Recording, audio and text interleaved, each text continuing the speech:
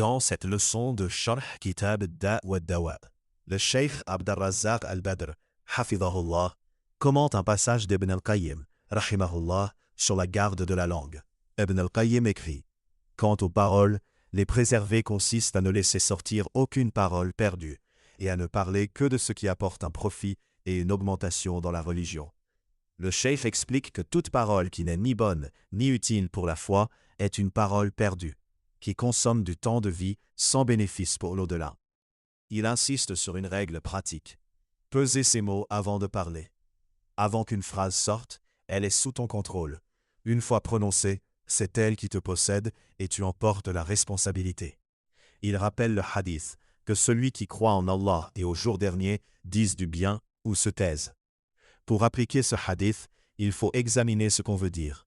Est-ce un bien clair, un mal clair ou quelque chose de douteux? Le cheikh résume en 3 catégories. Le bien évident, rappel d'Allah, Coran, science, conseil, réconciliation, mots qui apaisent. Celui-là, on le dit et on peut en abonder. Le mal évident, insulte, mensonge, moquerie, médisance, dénation. Celui-là, on doit totalement l'éviter. Le douteux, on hésite. On ne sait pas si c'est vraiment utile ou si cela va blesser, humilier ou être un péché.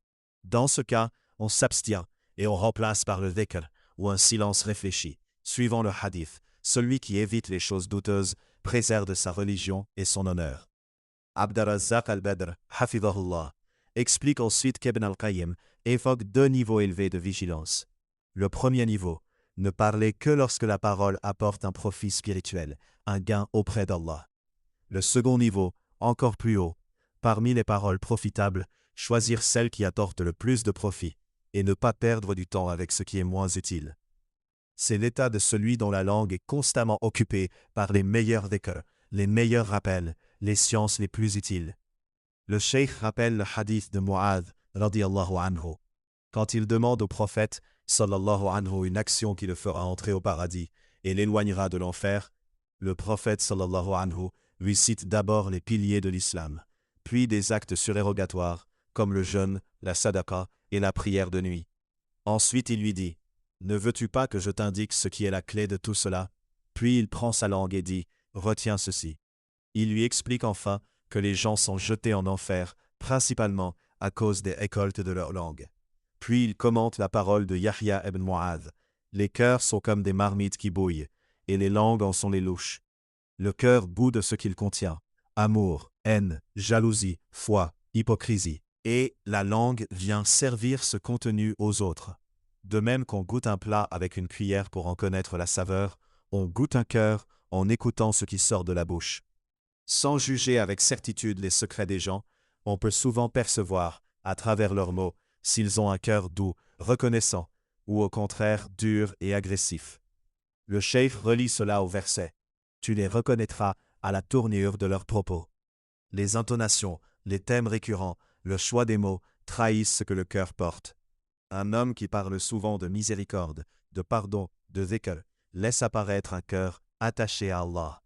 Celui qui parle surtout des défauts des gens, de leurs erreurs, des plaisirs mondains, laisse deviner un cœur occupé par la dunya.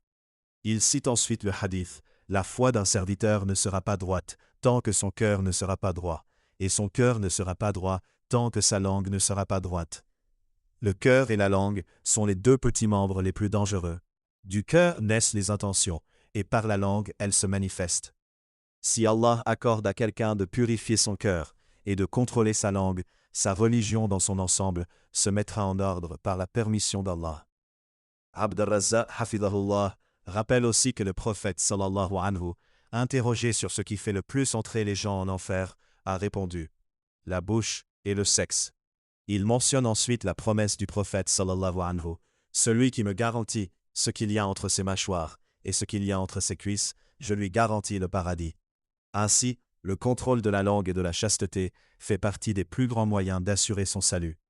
En fin de cours, le cheikh rapporte une observation d'Ibn al-Qayyim. Il est parfois plus facile pour une personne de s'éloigner des grands péchés visibles, comme l'alcool, la fornication, la fraude, que de maîtriser son propre langage. On voit des gens pieux, assidus dans la prière et les adorations, mais qui se laissent aller à des paroles de colère, de médisance ou de moquerie sans y faire attention, et une seule phrase peut les faire chuter très loin. Il termine en demandant à Allah de nous protéger de nos langues, de nous inspirer la parole droite, et de faire que nos mots soient un moyen d'élévation, pas de destruction.